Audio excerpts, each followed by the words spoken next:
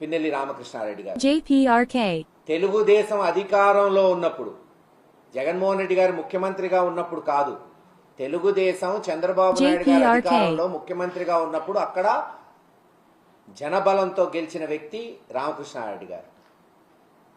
ఎటువంటి తప్పులు లేకుండా సక్రమంగా జరిగినప్పుడే ప్రజాబలంతో గెలిచాడు.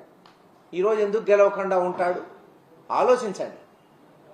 ఈ రోజున ఒక ఈవీఎం వీడియో తీసుకొచ్చి పిన్నెల్లి రామకృష్ణారెడ్డి గారు ఎరగొట్టాడు, ఆయన తప్పు చేశాడు అని ఎత్తు చూపుతున్నారు. సరే, ఆ ఘటన పక్కన పెడదాం. ఎలక్షన్ కమిషన్ వారు దాదాపు 7-8 చోట్ల ఈ ఈవీఎం మెషిన్లు ఎరగొట్టారు, వాళ్ళ మీద కేసులు పెట్టాము అని చెప్తున్నారు. మరి ఆ వీడియోలు ఎందుకు బహిర్గతం చేయట్లేదు? ఎందుకు ఒక్క వీడియోనే బయటకు వస్తుంది? ఎందుకు తెలుగుదేశం ఎరగొట్టిన వీడియోలు లేదు? అన్నీ ఏది అయితే కంప్లైంట్స్ వచ్చినాయో ఇటు వైఎస్ఆర్సీపీ తరఫున కావచ్చు, అటు టీడీపీ తరఫున కావచ్చు, ఎందుకు ఆ వీడియోలు మీరు బహిర్గతం చెయ్యరు? అసలు వీడియో కెమెరాలు పెట్టింది ఎందుకు బూతుల్లో? ఏమన్నా తప్పులు జరిగితే తెలుసుకోవడానికి.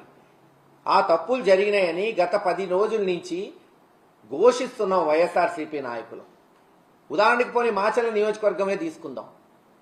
తుమ్మురుకోడు గాని, వెల్దుర్తి గాని, చింతపల్లి గాని, వేపకంపల్లి గాని, ఒప్పిచెర్ల గాని రిగ్గింగులు జరిగినాయి. అక్కడ ఏజెంట్లను లాగేశారు, క్లియర్గా కనపడుతున్నాయి. ఈరోజు కొంతమంది వైఎస్ఆర్ నాయకులు ఆ వీడియోలు చూపెట్టారు.